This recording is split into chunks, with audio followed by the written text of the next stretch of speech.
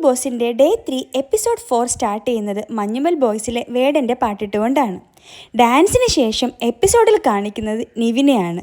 നിവിൻ പതുക്കെ ആര്യൻ്റെ star badge അടിച്ചു മാറ്റി. എന്നിട്ട് ക്യാമറയുടെ മുന്നിൽ വന്ന് വസ്ത്രത്തിനു വേണ്ടി അപേക്ഷിക്കുന്നു. എന്നാൽ ബിഹൈൻഡ് ദ സീൻ കുറച്ച് മനോഹരമായ സംഭാഷണങ്ങൾ ഉണ്ട്. അത് ഞാൻ നിങ്ങൾക്ക് ഇതിലൂടെ കൂട്ടിച്ചേർത്ത് പറയാം. വളരെ മനോഹരവും ലൈവ് കാണുന്ന പ്രേക്ഷകർക്ക് ചിരിക്കാൻ പറ്റുന്ന രീതിയിൽ കുറച്ച് സംസാരങ്ങൾ ഈ വസ്ത്രത്തെ ചൊല്ലി നിവിൻ പരാമർശിക്കുന്നുണ്ട്. താൻ ഗാർഡനറെ പോലെയാണെന്നും ജയിൽ പുള്ളിയെ പോലെയാണെന്ന് തോന്നുന്നതെന്നും താൻ പല കൂട്ടുകാരോടും കൊളാബ് എന്ന രീതിയിൽ കൊണ്ടുവന്ന പല വസ്ത്രങ്ങളും അതിൽ ഉണ്ടെന്നും ഇനി തന്നില്ല എങ്കിൽ തനിക്ക് നാട്ടിൽ കാല് കുത്താൻ പറ്റില്ല, അവരെല്ലാവരും കൂടി തന്നെ അടിച്ചോടിക്കും, ബോംബെക്ക് നാട് വിടേണ്ടി വരും എന്നെല്ലാം പറഞ്ഞുകൊണ്ട് ബിഗ് ബോസിനെ ഇടയ്ക്കിടയ്ക്ക് ചീത്ത പറഞ്ഞ് കെഞ്ചുന്ന ഒരു നിവിനെ നമുക്ക് കാണാം. ഇത് കേട്ട് ശാരികയും കൂട്ടിച്ചേർക്കുന്നുണ്ട്. സ്വന്തം കോലം പുറത്തെറിഞ്ഞു. അവിടെ ഹോട്ട് സീറ്റിൽ ഇൻ്റർവ്യൂവും ചെയ്ത് ഇരിക്കേണ്ട ഞാനാണ് ഇവിടെ വന്ന് ഭക്ഷണവുമില്ല വസ്ത്രവുമില്ല ഇങ്ങനെ കഷ്ടപ്പെടുന്നത്. ഇവർ തമ്മിൽ ഒരു സംഭാഷണ രീതിയൊക്കെ കേൾക്കാനും ആ ഒരു ജസ്റ്റസൊക്കെ കാണുമ്പോൾ തന്നെ ഒരു ഫൺ ക്രിയേറ്റ് ചെയ്യാനെന്ന രീതി നമുക്ക് തോന്നും. അങ്ങനെ അടുത്ത 7ൻ്റെ പണിയായിട്ടുള്ള മോർണിംഗ് ടാസ്കും എത്തി. നിക് നെയിം, അതായിരുന്നു ടാസ്കിൻ്റെ പേര്. ഓരോ കോണ്ടസ്റ്റൻറ്റും ഒരിഷ്ടമുള്ള ഒരാളെയും ഇഷ്ടമില്ലാത്ത ഒരാളെയും സെലക്ട് ചെയ്യണം. എന്നിട്ട് അവർക്ക് 2 പേർക്ക് ഒരു നിക് നെയിം കൊടുക്കണം. ഇഷ്ടമുള്ള ആൾക്കും ഒരു നിക് നെയിം കൊടുക്കണം, ഇഷ്ടമില്ലാത്ത ആൾക്കും ഒരു നിക് നെയിം കൊടുക്കണം. അങ്ങനെ കോണ്ടസ്റ്റൻസ് ഓരോരുത്തരും വന്ന് ഓരോരുത്തർക്കും നിക് നെയിം കൊടുത്തു. അപ്പായി ശരത്ത് ആദ്യമേ വന്ന് ഫേവറേറ്റ് കണ്ടസ്റ്റൻ്റായിട്ട് ആര്യനെ സെലക്ട് ചെയ്തു ചിരിക്കൊടുക്കുക എന്ന് പേരിട്ടു. ഇഷ്ടമില്ലാത്തത് അനീഷിനെയാണ് മുള്ളംപന്നി എന്ന് വിളിച്ചു. അതുപോലെ മുൻഷി രഞ്ജിത്ത് വന്നു നൂറ ആൻഡ് ആദിലയെ പൂമ്പാറ്റകളെന്ന് വിളിച്ചു. ഇഷ്ടമില്ലാതെ രണ ഫാത്തിമയെ ബെല്ലു എന്ന് വിളിച്ചു. പിന്നീട് ബിന്നി വന്നു സരികയെ ഇഷ്ടത്തോടുകൂടി മാധുരി എന്ന് വിളിച്ചു. ഇഷ്ടമില്ലാതെ അനീഷിനെ പുഴു എന്ന് വിളിച്ചു. ബിൻസി വന്നു അനുമോളെ പാവക്കുട്ടിയെന്ന് ഇഷ്ടത്തോടെ വിളിച്ചപ്പോൾ അനീഷിനെ ഫേക്ക് കുട്ടനെന്ന് ഇഷ്ടമില്ലാതെ വിളിച്ചു. നെവിൻ അനുമോളെ ക്യൂട്ടി ലിറ്റിൽ പൈ എന്ന് വിളിച്ചപ്പോൾ ഇഷ്ടമില്ലാതെ അനീഷിനെ വെരുകുണ്ണി എന്ന് വിളിച്ചു. രണ ഫാത്തിമ വന്ന് ജിസേലിനെ ഗുഡ് ലിസണർ എന്ന് വിളിച്ചപ്പോൾ ഇഷ്ടമില്ലാതെ ഒനീലിനെ അടുക്കള വീരൻ എന്നാണ് വിളിച്ചത്. പിന്നീട് ആര്യൻ വന്നു അപ്പായ ശരത്തിൻ്റെ അപ്പക്കുട്ടി എന്ന് ഇഷ്ടത്തോടെ വിളിച്ചപ്പോൾ മുൻഷി രഞ്ജിത്തിൻ്റെ മുഷിഞ്ഞ എന്ന് വിളിച്ചു. ഒനീൽ വന്ന് രണ ഫാത്തിമയെ സെർലാക്ക് ബേബി എന്ന് വിളിച്ചപ്പോൾ അനീഷിനെ റേഡിയോ എന്നാണ് വിളിച്ചത് ഇഷ്ടമില്ലാതെ.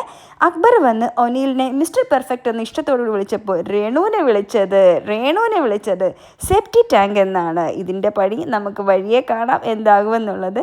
പിന്നീട് ഷാനവാസാണ് വന്നത് മുൻഷി രഞ്ജിത്തിനെ ഫ്രീക്കൻ എന്നാണ് വിളിച്ചത്. അക്ബറിനെ ഇഷ്ടമില്ലാതെ ടുട്ടുമോണെന്നും വിളിച്ചു. അഭിലാഷ് വന്ന് ഒനീലിനെ മച്ചാൻ എന്ന് ഇഷ്ടത്തോടെ വിളിച്ചപ്പോൾ മുൻഷി രഞ്ജിത്തിനെ ഇരുതല മൂരി എന്നാണ് ഇഷ്ടമില്ലാതെ വിളിച്ചത്. ശൈത്യ ആവട്ടെ അനുമോളെ പിങ്കി എന്ന് ഇഷ്ടത്തോടെ വിളിച്ചപ്പോൾ ഒരു പാവക്കുട്ടിയോട് കമ്പയർ ചെയ്തുകൊണ്ട് പിങ്കി എന്ന് വിളിച്ചപ്പോൾ അനീഷിനെ ടിൻറ്റ് മോൻ എന്ന് ഇഷ്ടമില്ലാതെയും വിളിച്ചു. ശാരികയാവട്ടെ ആദിലയും നൂറയെയും ബ്ലൂ ലഗൂണിനോട് കമ്പയർ ചെയ്തുകൊണ്ട് ഇഷ്ടത്തോടെ വിളിച്ചപ്പോൾ അനീഷിനെ അട്ടർ വേസ്റ്റ് എന്ന് ഇഷ്ടമില്ലാതെയും വിളിച്ചു. രേണു ആവട്ടെ ആദിലയും നൂറയും മിട്ടു ആൻഡ് മിന്നു എന്ന് ഇഷ്ടത്തോടെ വിളിച്ചപ്പോൾ അക്ബറിനെ വേട്ടപ്പട്ടി എന്നാണ് ഇഷ്ടമില്ലാതെ വിളിച്ചത്. അതുപോലെ സരിക വന്ന് മുൻഷി രഞ്ജിത്തിനെ ഇഷ്ടത്തോടുകൂടി ആക്റ്റീവ് എന്ന് വിളിച്ചിട്ട് രണ ഫാത്തിമയെ എന്തോ വിളിച്ചു, എനിക്കത് വ്യക്തം പോലും ആയില്ല. പിന്നീട് അനു മോള് വന്നിട്ട് നെവിനെ ഉണ്ണിക്കുട്ട എന്ന് വിളിച്ച് എപ്പോഴും ചിരിപ്പിച്ചു കൊണ്ടിരിക്കുന്ന കൊണ്ട് ഉണ്ണിക്കുട്ട എന്ന് വിളിക്കുവാണെന്ന് പറഞ്ഞ് ഇഷ്ടത്തോടെ വിളിച്ചപ്പോൾ അക്ബറിനെ പാഷാണത്തി ക്രിമി എന്ന് ഇഷ്ടമില്ലാതെയും വിളിച്ചു. ജിസൽ ആവട്ടെ ആര്യനെ കൺമണി എന്ന് ഇഷ്ടത്തോടെ വിളിച്ചപ്പോൾ ശരത്തിനെ റൗഡി എന്ന് ഇഷ്ടമില്ലാതെയും വിളിച്ചു. ആദിലയും നൂറയും വന്ന് ശരത്തിനെ അണ്ണാരക്കണ്ണൻ എന്ന് വിളിച്ചപ്പോൾ അനീഷിനെ മിസ്റ്റർ അപ്പി എന്ന് ഇഷ്ടമില്ലാതെയും വിളിച്ചു. അനീഷ് ആവട്ടെ രണ ഫാത്തിമയെ പൂവിനോട് കമ്പയർ ചെയ്ത് ഇഷ്ടപ്പെട്ടപ്പോൾ അനുമോളെ ചതിയത്തി എന്ന് ഇഷ്ടമില്ലാതെയും കമ്പയർ ചെയ്തു. ഇങ്ങനെയാണ് എല്ലാവരും നിക് നെയിം ഇട്ടത്. ഇതിൽ ഏറ്റവും കൂടുതൽ ഹേറ്റ്രഡ് ഇഷ്ടമില്ലാതെ പേരിട്ടത് അനീഷിനായതുകൊണ്ട് അനീഷിനെ ഇഷ്ടം ഇല്ലാത്ത പേര് വെച്ചിട്ട് ഏത് പേരാണ് നിങ്ങൾ സെലക്ട് ചെയ്തതെന്ന് ചോദിച്ചപ്പോൾ അനീഷ് ആവട്ടെ അപ്പായി ശരത്തിട്ട മുള്ളൻ പന്നി എന്ന പേരാണ് സെലക്ട് ചെയ്തത്. അനുമോളും ആദിലയും നൂറയും ഏത് പേരാണ് നിങ്ങൾ ആഗ്രഹിക്കുന്നത്, നിങ്ങൾക്ക് ഇഷ്ടപ്പെട്ടത് എന്ന് ചോദിച്ചപ്പോൾ അനുമോള് തന്നെ പാവക്കുട്ടി എന്ന് വിളിക്കുന്നതാണ് തനിക്ക് ഇഷ്ടപ്പെട്ടതെന്നും അതുപോലെ ആദിലയും നൂറയും ബട്ടർഫ്ലൈസ് എന്ന് വിളിക്കുന്നതാണ് ഇഷ്ടപ്പെട്ടതെന്നും പറഞ്ഞ് ആ ഒരു ടാസ്ക് അവിടെ കംപ്ലീറ്റ് ചെയ്തു. അടുത്തതായിരുന്നു വീക്ക്ലി ടാസ്ക്. അതെ, ഭാഗ്യത്തിൻ്റെ പണിപ്പെട്ടി അടങ്ങിയിരിക്കുന്ന 7ൻ്റെ പണി. പലതരത്തിലുള്ള കോയിനുകൾ അടങ്ങിയ ഒരു പെട്ടിയാണ് അവിടെ ഗാർഡൻ ഏരിയയിൽ വെച്ചിരിക്കുന്നത്. അതിൽ ബ്ലാക്ക് ഉണ്ട്, റെഡ് ഉണ്ട്, ഗോൾഡ് ഉണ്ട്. ബ്ലാക്ക് വന്നാൽ ഓൺ ദ സ്പോട്ട് പണി കിട്ടും. റെഡ് വന്നാൽ നമുക്ക് എണ്ണം കൂട്ടിയെടുക്കാം. പിന്നീടോ ഗോൾഡ് വന്നാൽ എക്സ്ട്രാ പവർ കിട്ടും. ഇതായിരുന്നു ടാസ്കിൻ്റെ ഒരു ഓവറോൾ നിയമം എന്ന് പറയുന്നത്. അങ്ങനെ ടാസ്ക് ആരംഭിച്ചു. ആളുകളെല്ലാവരും കണ്ടസ്റ്റൻസ് അറിഞ്ഞു പോരാടി. എന്നാൽ കുറച്ച് പേർക്കൊന്നും അതിൻ്റെ പരിസരത്ത് പോലും വരാൻ പറ്റിയില്ല. കുറച്ച് പേർക്കൊക്കെ കുറച്ച് കോയിൻസ് കിട്ടി. അഭിലാഷിന് ഒരു ബ്ലാക്ക്, രേണ ഫാത്തിമയ്ക്ക് ഒരു ബ്ലാക്ക്, ബിൻസിക്ക് 5 റെഡ്, ആര്യന് 3 റെഡ്, ജിസേലിന് 2 റെഡ്, അക്ബറിനാകട്ടെ 4 റെഡും ഒരു ഗോൾഡും കിട്ടി. അങ്ങനെ അവർക്ക് കിട്ടിയ പോയിന്റ്സ് എല്ലാം പൊതുമധ്യത്തിൽ അനൗൺസ് ചെയ്തു. അപ്പോൾ ബ്ലാക്ക് കിട്ടിയവർക്ക് നമുക്ക് പണി കൊടുക്കണ്ടേ? സോ പണിയും എത്തി. കണ്ണ് മൂടണം, വായ് മൂടണം, നടക്കാൻ പാടില്ല. ഇതായിരുന്നു ബ്ലാക്ക് കിട്ടിയവർക്കുള്ള ഫസ്റ്റ് പണി. സോ രേണ ഫാത്തിമ വായ് മൂടാനും അനീഷ കണ്ണ് കെട്ടാനും അഭിലാഷിനെ വീൽ ബാരോയിൽ തള്ളിക്കൊണ്ട് നടക്കണം. അതായിരുന്നു എന്ന് വെച്ചാൽ അതാണ് അവർ സ്വയം സെലക്ട് ചെയ്താണ്. നടക്കാൻ പാടില്ല എന്ന് പറഞ്ഞപ്പോൾ അഭിലാഷ് ഓക്കെ ഞാൻ നടക്കാതിരുന്നോളാം. രേണ ഫാത്തിമയ്ക്ക് കണ്ണ് കെട്ടാൻ വായ് മൂടാനായിരുന്നു ഇഷ്ടം, അനീഷിന് കണ്ണ് കെട്ടാൻ. അപ്പോൾ ഈ പ്രശ്നം എന്താണെന്ന് വെച്ചാൽ അഭിലാഷിനെ വീൽ ബാരോയിൽ വെച്ച് ഇവർ രണ്ടുപേരും കൂടി അങ്ങ് തള്ളിക്കൊണ്ട് നടക്കണം. അത് ടാസ്ക് തീരുന്നത് വരെ വീൽ ബാരോ നിർത്താൻ പാടില്ല. അങ്ങനെ ടാസ്ക് മുന്നോട്ട് പോകുന്നുണ്ട്. ഇടയ്ക്ക് ടാസ്കിൻ്റെ ഇടയ്ക്ക് അനീഷ് ഒരുപാട് ബിഗ് ബോസിനോട് കെഞ്ചുന്നുണ്ട്. കൈ കുഴഞ്ഞു, തല കറങ്ങുന്നു, കാല് വേദന എടുക്കുന്നു, ഒന്ന് നിർത്തൂ എന്നൊക്കെ പറഞ്ഞിട്ട്. പക്ഷേ ബിഗ് ബോസ് ആ ഭാഗമേ ഗവനിക്കുന്നില്ല. അതിനുശേഷം കുറേ മണിക്കൂറുകൾക്ക് ശേഷം ഒരു 1-2 മണിക്കൂറിന് ശേഷം ബിഗ് ബോസ് അനൗൺസ് ചെയ്യുന്നു, ഓക്കെ ടാസ്ക് അവസാനിച്ചിരിക്കുന്നു, ഇതാ വീണ്ടും അടുത്ത ടാസ്കിനുള്ള സമയമായി.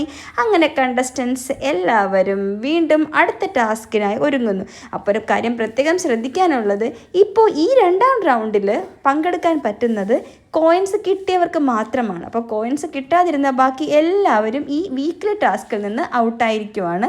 അവരെല്ലാവരും ജയിൽ നോമിനേഷന് ഉള്ള കണ്ടസ്റ്റൻസ് ആണ്. അപ്പോൾ അവരിൽ നിന്നാണ് നമുക്കിനി ജയിൽ നോമിനേഷന് വേണ്ടിയിട്ടുള്ള ആളുകളെ സെലക്ട് ചെയ്യേണ്ടത്.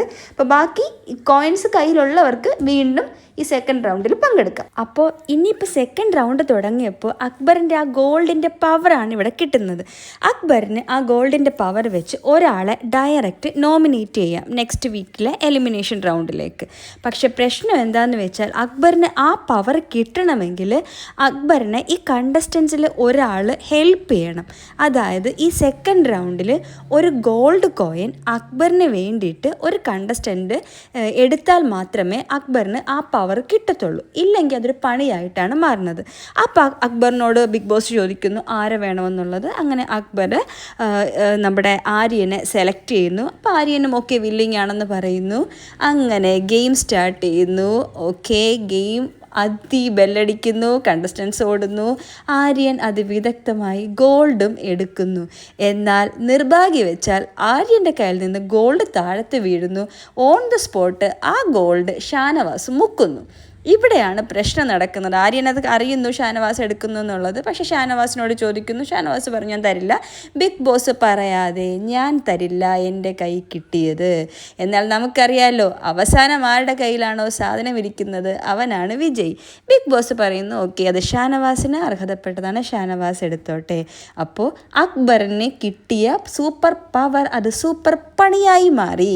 അങ്ങനെ സൂപ്പർ പണി എന്താണെന്ന് വെച്ചാൽ 2 പേരെയും ആര്യനെയും അക്ബറിനെയും കൺഫെഷൻ റൂമിൽ വിളിച്ചിട്ട് ബിഗ് ബോസ് പറയുന്നു നെക്സ്റ്റ് വീക്കിലേക്കുള്ള എലിമിനേഷന് വേണ്ടിയിട്ട് നിങ്ങൾ 2 പേരിൽ ഒരാളെ നിങ്ങൾ നോമിനേറ്റ് ചെയ്യണം.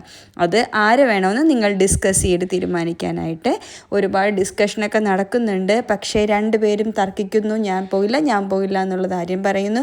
ഞാൻ ഈ ആഴ്ചയിലുള്ളതാണ് അതുകൊണ്ട് ഞാൻ പോകില്ല. അക്ബർ പറയുന്നു ഞാനും പോകത്തില്ല എന്നുള്ളത്. അപ്പോൾ വീണ്ടും ബിഗ് ബോസ് ഒരു അനൗൺസ്മെൻറ്റ് നടത്തുന്നു. ഈ ഒരു അനൗൺസ്മെൻറ്റ് പ്രകാരം നിങ്ങൾ ഒരാളെ തിരഞ്ഞെടുത്തില്ല എങ്കിൽ ഈ വാതിൽ തുറക്കില്ല. അപ്പോൾ ഫൈനലി അക്ബർ ഡിസൈഡ് ചെയ്യുന്നു ഓക്കെ ഞാൻ പോയിക്കോളാം, പ്രശ്നമില്ല എന്നുള്ളത്. അങ്ങനെ സൂപ്പർ പണി സൂപ്പർ കെണിയായിട്ട് മാറി ഒരു ഗോൾഡിൻ്റെ കഥയാണ് ഈ എപ്പിസോഡിൽ പ്രധാനമായിട്ടും നമുക്ക് കാണാൻ പറ്റുന്നത്. പിന്നീട് ആസ് യൂഷ്വൽ പുറത്തു വരുന്നു വീണ്ടും പണി വരുന്നു. കാരണം വീണ്ടും ബ്ലാക്ക് കിട്ടിയവരുണ്ടല്ലോ. അപ്പോൾ അതിൽ നമ്മുടെ അനീഷുണ്ട്. അനീഷിനും അക്ബറിനും ഷാനവാസിനും ആണ് പണി കിട്ടുന്നത്. പക്ഷേ അനീഷിന് 2 ബ്ലാക്ക് ഉള്ളത് കൊണ്ട് അനീഷിനോട് പറയുന്നു പണി ഷെയർ ചെയ്യാനായിട്ട്. അവിടെയും അനീഷ് പണി കൊടുക്കുന്നത് ആര്യന് തന്നെയാണ്. ആര്യനോട് പറയുന്നു ഞാൻ സെലക്ട് ചെയ്യുന്നത് ആര്യനെയാണ്. ആര്യൻ ഫുൾ ടൈം ഗെയിമിൽ വേണ്ടതുകൊണ്ട് എനിക്ക് ആര്യനെയാണ് സെലക്ട് ചെയ്യാൻ തോന്നുന്നതെന്ന്. അങ്ങനെ ആര്യനും ആ പണിയിലേക്ക് പെടുന്നു. അപ്പോൾ ഇതിലെന്താണെന്ന് വെച്ചാൽ കൺകെട്ട് വാമൂട് നടക്കാൻ പാടില്ല, പകരം 4 കാലം ഒരാൾ നടക്കുകയും വേണം. അങ്ങനെ അവർ സെലക്ട് ചെയ്യുന്നു.